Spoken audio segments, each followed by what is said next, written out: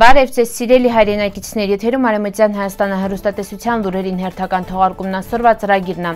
Արևմտյան Հայաստանը հարցը մոռացված իրականություն թա արդի քաղաքական մարտահրավեր Արմենակ Աբրահամյան։ Western Armenia շաբաթ հաթերթին 82-րդ համարն այդուշ եկալ Հարի դեմ իրականացված ցեղասպանության հուշահամալիրին հուշապատումը ամփոփվա Ռաֆայել Լեմկինի գերեզմանից բերված վղը հայկական բանակին հակահարվածը կարս Գանձասար քարացած հոգի մուսալերցիների հայկական լեգիոնը Կիլիկիա 1919 թիվ հպարտում իմ անցյալավ իսկ ներկայավ Մհեր Հարությունյան միավորվել Արցախի գաղափարի շուրջ ու Արցախահարցը դարձնել համահայկական օրակարգ արցախցիները հանրահավաքին պատրաստվում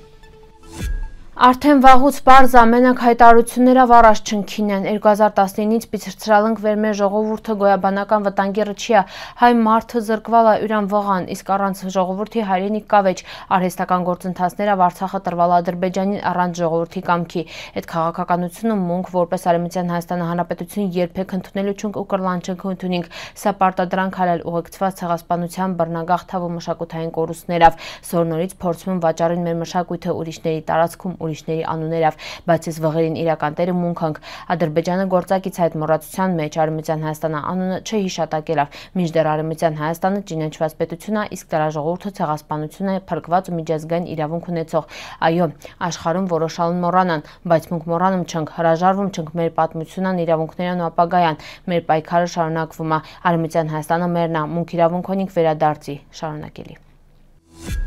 Western Armenia շաբաթ հաթերթին 82-րդ համարն այդուշ եկալ թողարկման շապիկին պատկերված է Մարաշցե հայորդի Հովանես Քելեջյանը, վերհիշվում է որպես հայ որբերի փրկիչ։ Յուրան խիզախ գործունեությունը Օսմանյան կայսրության ցեղասպան քաղաքականության պայմաններում հազարավոր հայ մանուկներին հետի տռալա փրկության ճառագայթ։ Շաբաթ հաթերթին հայերեն, ֆրանսերեն, թուրքերեն ու անգլերեն տարբերակն են հասանելի Western Armenia TV-ին կայքում։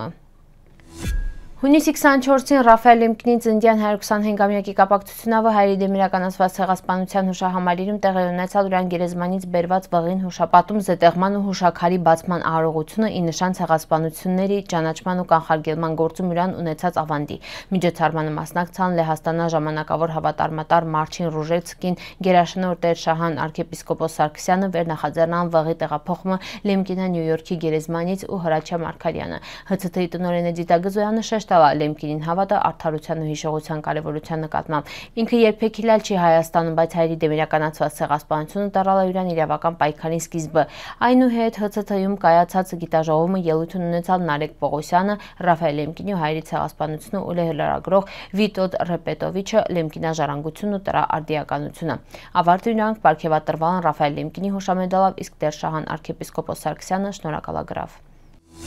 1920 թվականի հոկտեմբերին ռազմական գործողություններն ու քաղաքական արձագանքներն հոկտեմբերի 14-ին հայկական բանակը հարձակվալա Կարսի ուղղությունով։ Չնայած կենտրոնական ուղղությամբ նախնական հաջողություններին այս թևի նահանջը ու թուրքական ուժերի գերակշռությունը հանգեցրել են ընդհանուր նահանջի։ Հարձակումը մինչև երեկո արդյունք չտվալ։ Բոլշևիկներին տարածած խոճապահար խոսակցություններն ու ներսից ապակառուցողական վարքագիծը լրացուցիչ վնաս են հասցրել հայկական բանակին։ Հոկտեմբերի 15-ին Զանգեզուրում Կարմիր բանակը հարձակմանը հնցալ Գարեգին Նժդեհը կիրառալա մուրջ ոստայ մարտավարությունը թշնամուն ներս թողնելով թույլ կետերը ու հարվածելով թիկունքա։ Հոկտեմբերի 18-ին վերին Խոտանանի մոտ Կարմիր բանակը ծանր կորուստներ ակրալ 84-րդ ջոկատը գրեթե ջախջախվալա։ Հոկտեմբերի 20-ին Դավիթ Անանունն ու Աշոտ Մելիք Հովսեփյանը ելույթ ունեցալ խորհրդարանում հերքելով բոլշևիկների ապատեղեկատվությունը Ղարաբաղի վերաբերյալ։ Իրանք ընդգծալ են Ղարաբաղի կապը Հայաստանի հետ ու դրա կարևորությունը հայ ժողովրդի ազատագրական պայքարի մեջին։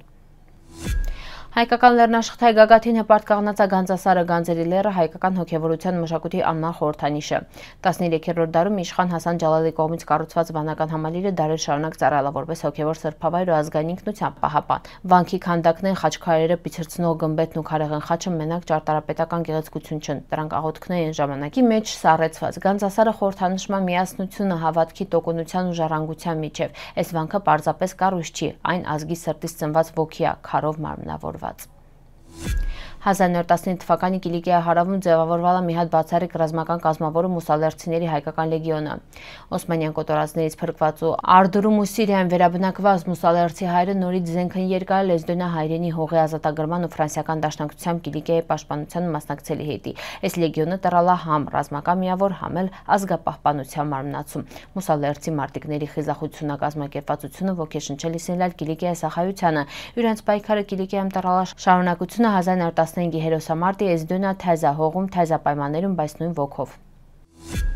Հպարտում իմ անցյալավ, իսկ ներկայավ, այս խոսքերը պատկանում են Կաչար գիտական կենտրոնի տնօրեն Արցախյան պայքարի նվիրյալ Մհեր Հարությունյանին, վերմարմնավորում է Արցախցու ոգին։ 1992 թվականի Շուշվա ազատագրումը տռալը հաղթանակի խորհրդանիշ ու հպարտության ամբողջ ազգի հետի։ Այդ օրերը ձևավորա մի սերունդ, վերը հետագայում նորից կաղնալա հայրենի վղը պաշտպանելի հետի։ 2023 թվականի սակայն տռալա ցավալի շրջադարձ Արցախապատմության մեջին նշանավորելով ՄԽԼ տեղահանությունը Հայաթափում։ Հազարավոր ընտանիքներ կորցրալն նրանց տոննա անցյալը մենակ թողելով միջազգային լռության ֆոնին։ Սակայն անցյալի հաղթանակն սոր ավելի սուր ու պահանջկոտ, որպես հիշեցում էր պայքարի ու ինքնության մասին։ Արցախցիների իրավունքների պաշտպանության խորհրդի հայտարարությունը հունց նշանցա տամսորվա վերջին հանդիպումն են արցախցիք սոր վճռականն ու պատրաստն պայքարի։ ԱՀԻՊ խորհուրդը հայտարարում է մեր պայքարի թեզափուլի մեկնարկը մեծ հանրահավաք հուլիսի 12-ին ժամը 6-ին Ազատության հրապարակում։ Հանրահավաքանը ետը նախատեսվում են երթ ու զանգվածային անհնազանդության ակցիաներ պետական հաստատությունների դիմաց։ Մեր քայլերը ինյականն համախմբված, համակարգված ու նպատակային։ Մունք կոչ ենք անում հայ եկեղեցուն, Սփյուռքին, քաղաքական ու հասարակական կառույցներին միավորվել Արցախաշուրջ ու այն դարձնել համահայկական օրակարգ։ Այս պայքարը շարունակություն է 1988-ի ոգու։ Միասին հանուն Արցախի, մեր իրավունքների ու հայ ժողովրդի։ Սիրելի հայրենակիցներ, այսօրվա տեսքան ենք պատրաստել, սպասիբա աշխատության հետի պնդկացիք։